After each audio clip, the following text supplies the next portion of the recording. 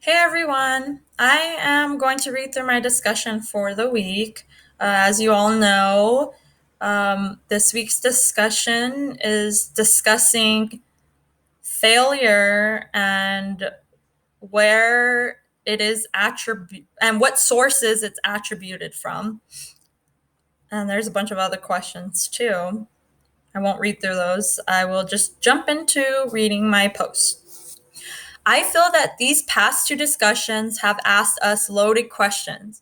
When it comes to learning and teaching, or succeeding and failing, there are numerous factors and components involved.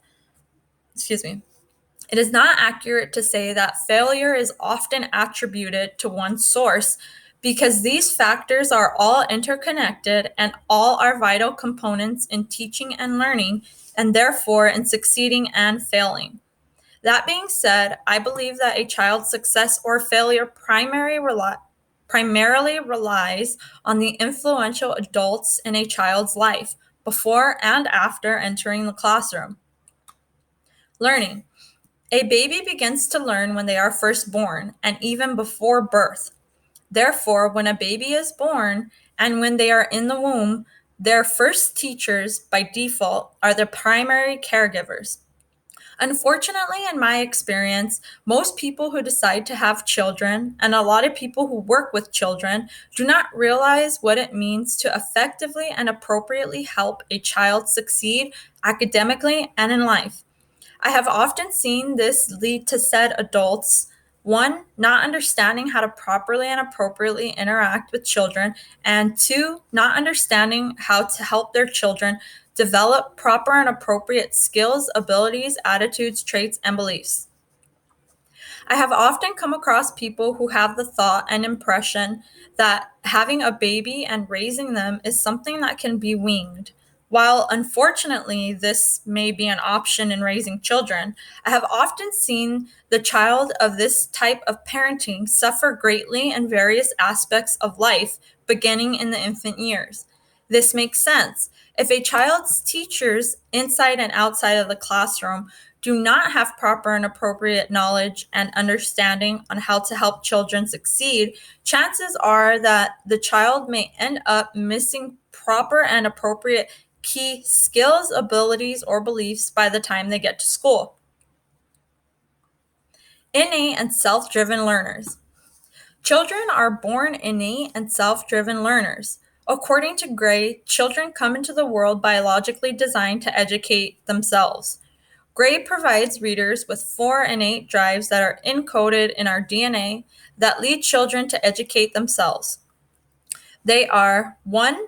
Curiosity motivates children to seek new knowledge and understanding. 2. Playfulness motivates children to practice new skills and use those skills creatively. 3. Sociability. Children come into the world with an instinctive understanding that their survival and well being depend on their ability to connect with and learn from others. And 4, planfulness. Developed more slowly as children grow, they become increasingly able and motivated to plan ahead.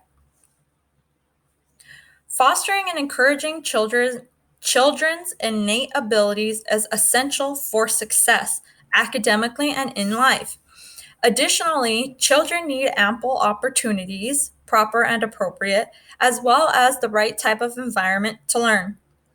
From a very young age, 0, children learn that learning is about making mistakes and risking failures to make progress. Since every day is a new day for learning opportunities, primary caregivers are by default teachers. If a child's primary caregivers lack knowledge and understanding on how to create an environment effective for learning, the child or children will likely fail to develop skills, abilities, attitudes, traits, and beliefs needed to succeed academically and in life. Throughout the years, I have learned to observe more and assume less when I am caring for children. This knowledge has even helped me do so with adults. By doing so, I have witnessed children in their early years having natural and innate drive to learn. Additionally, I have also come to realize that I used to wrongly assume outlooks, perspectives, and behaviors due to lack of knowledge and understanding. A child's positive, productive attitude towards learning begins as an infant, and I believe that it is the primary caregiver's responsibility to understand and obtain knowledge on how to best foster, encourage, and support the development of crucial skills, traits, abilities, and beliefs. Therefore, I believe that if a child lacks any essential and age appropriate skill or ability, the fault lies solely on the primary caregivers. Discussion. Babies take control of their learning, but when their adults lack understanding and knowledge on basic development and how children learn, the babies begin to, unintentionally and unknowingly, be stripped of their motivation and control over learning. In closing, what children should learn before entering the classroom is obviously out of a teacher's and child's control, and therefore, the responsibility of proper and appropriate development is obviously the primary caregiver's responsibility, whether they are properly developed and educated themselves or not. That's my post for the week. I will see you guys in discussions. Bye.